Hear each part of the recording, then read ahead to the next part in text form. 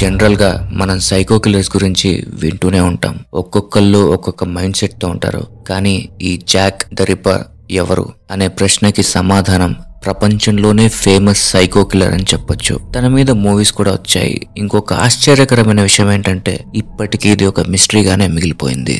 ఈ video start చేయడానికి ముందుగా నాకు వచ్చిన రిక్వెస్ట్ ఫ్రెండ్స్, ఈ వీడియోని లైక్ చేసి మా ఛానల్ ని సబ్స్క్రైబ్ చేసి పక్కనున్న బెల్ సింబల్ ని యాక్టివేట్ చేసుకోండి.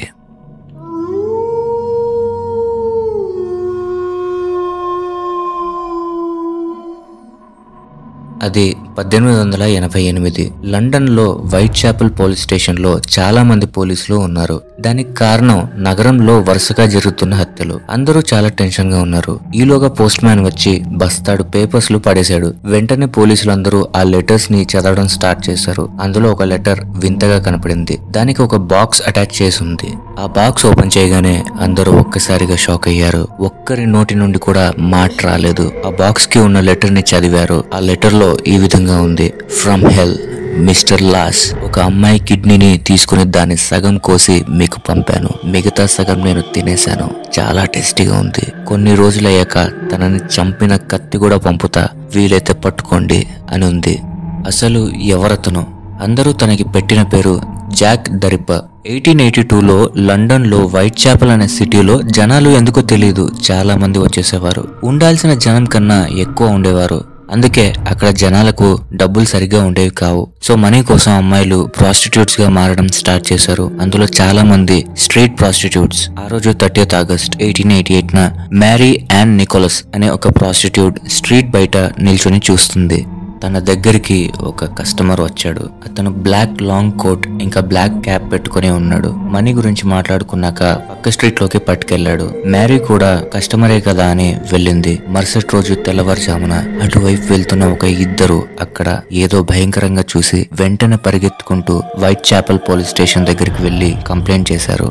వెంటనే పోలీసులు అక్కడికి బయలుదేరారు. అక్కడ మ్యారీ శవంలో పడి ఉంది. తన గొంతు డీప్ గా కోసి ఉంది. కడుపు మధ్యలో ఎవరో చింపేసినట్టు కోసేసి ఉంది. కానీ పోలీసులు ఈ కేసుని ఒక నార్మల్ కేసు లాగే అనుకున్నారు. ఒక వారం తర్వాత ఎర్లీ మార్నింగ్ మళ్ళీ కొంతమంది వచ్చి ఒక బాడీ కనిపించిందని పోలీస్ స్టేషన్ లో కంప్లైంట్ ఇచ్చారు. పోలీసులు వెళ్లి చూస్తే సేమ్ మ్యారీ లానే చనిపోయి ఉంది. తను కూడా ఒక ప్రాస్టిట్యూటే. సేమ్ గొంతు డీప్ గా కటింగ్ చేసి ఉంది. కడుపు దగ్గర కూడా అలానే కట్ చేసి ఉంది. పోలీసులకు ఇది నార్మల్ కేసు కాదని అర్థమైంది. కానీ వాళ్ళకు ఒక క్లూ కూడా దొరకలేదు. కానీ చుట్టుపక్కన ఉన్న అదర్ ప్రాస్టిట్యూట్స్ ఆ వచ్చిన వాడు ఎలా ఉన్నాడో చెప్పారు. అంతేకాని అతని ముఖం కూడా చూడలేదు అని అన్నారు. 3 వారాల తర్వాత అర్ధరాత్రి పోలీసులు పాట్రోలింగ్ చేస్తున్నప్పుడు వాళ్లకు ఇంకొక డెడ్ బాడీ కనిపించింది. సేమ్ ప్యాటర్న్ తోనే చనిపోయింది.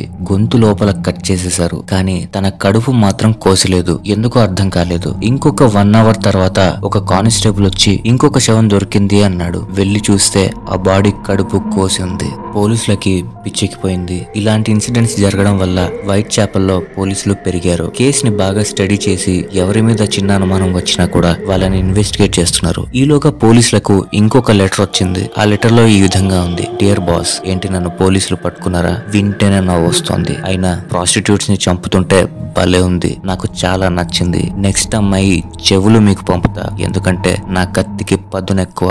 Good luck, Jack the Ripper అని రాసుంది. అలా న్యూస్ పేపర్ ద్వారా ఈ న్యూస్ మొత్తం వరల్డ్ అంతా చదివింది. అప్పుడు జాక్ ద రిప్పర్ చాలా ఫేమస్ అయిపోయాడు. మళ్ళీ ఒక 6 వారాల తర్వాత పొద్దున 10 గంటలకు ఇంకొక డెడ్ బాడీ గురించి ఇన్ఫర్మేషన్ వచ్చింది. వెళ్లి చూడగానే అక్కడ చాలా దారుణంగా ఉంది. ఆ అమ్మాయిని గొంతు కోసేసి కడుపు కోసేసి లోపలున్న ఆర్గాన్స్ అన్ని తీసేసి తన బాడీ పక్కనే పడేశాడు. ముఖం పైన చర్మాన్ని మొత్తం కూడా కత్తితో తీసేశాడు. తన గుండెని తీసుకుని వెళ్ళిపోయాడు. అప్పటి నుండి పోలీసులు అస్సలు పడుకోకుండా సిటీ అంతా కాపలా కాస్తూ ఉండేవారు. పోలీసులు ఒక 30 నుంచి 40 మందిని ఇంట్రాగేషన్ చేస్తే అందులో సగం మంది ఆ కిల్లర్ ని చూశామని చెప్పారు. కానీ అతను ఎవరనేది ఎవరికి తెలీదు. పోలీసులకు దొరికిన క్లూస్ ఏంటంటే కిల్లర్ చంపినప్పుడు గొంతు రైట్ సైడ్ న డీప్ గా కట్ చేసి ఉండేది. అంటే లెఫ్ట్ నుండి రైట్ సైడ్ కి కోస్తున్నాడు అని. దీన్ని బట్టి చూస్తే కిల్లర్ లెఫ్ట్ హ్యాండెడ్ అని తెలిసింది. చనిపోయిన ఏ ఒక్క అమ్మాయితో before death or after death ఆ కిల్లర్ ఏ అమ్మాయితో ఫిజికల్ అవ్వలేదు. దీన్ని బట్టి చూస్తే ఓన్లీ ఫర్ థ్రిల్ ఆ అమ్మాయిల్ని చంపుతున్నాడు అని అర్థమైంది. వాళ్లకు నమ్మకం కలిగించి తర్వాత చంపుతున్నాడు. ఇక్కడ పోలీసులు అబ్జర్వ్ చేసింది ఏంటంటే మర్డర్స్ అన్ని వీకెండ్స్ లో జరిగాయి. అంటే కిల్లర్ ఈ సిటీ వాడు కాదు, ఓన్లీ వీకెండ్స్ ఈ సిటీకి వచ్చి అమ్మాయిలను చంపుతూ ఉండేవాడు. అసలు ఓన్లీ వీకెండ్స్ లో ఎవరెవరు వైట్ చాపెల్ కి వస్తున్నారని మొత్తం లిస్ట్ తీసి చూశారు. ఎవ్రీ ఫ్రైడే యానిమల్స్ ని షిప్ మీద యూరోప్ నుండి లండన్ కి కొన్ని షిప్స్ తీసుకొని వస్తాయి. అవి మళ్ళీ సండే తిరిగి వెళ్లిపోతాయి. సో ఇదంతా చూసి డెఫినెట్లీ ఆ కిల్లర్ ఆ షిప్ లోనే యానిమల్స్ ని కొట్టే ఒక బచ్చర్ అయి ఉంటాడు అని పోలీసులు ఒక కంక్లూజన్ కి వచ్చారు. ఎందుకంటే ఆ కిల్లర్ కటింగ్ చాలా ప్రొఫెషనల్ గా ఉండేది. అందుకే జాక్ ద రిప్పర్ ఎవరో కాదు, ఒక బచ్చర్ అని చెప్పారు. కానీ జాక్ ని పోలీసులు పట్టుకోలేకపోయారు. అండ్ జాక్ కూడా ఈ 5 మర్డర్స్ తర్వాత ఇంకా వైట్ చాపెల్ లో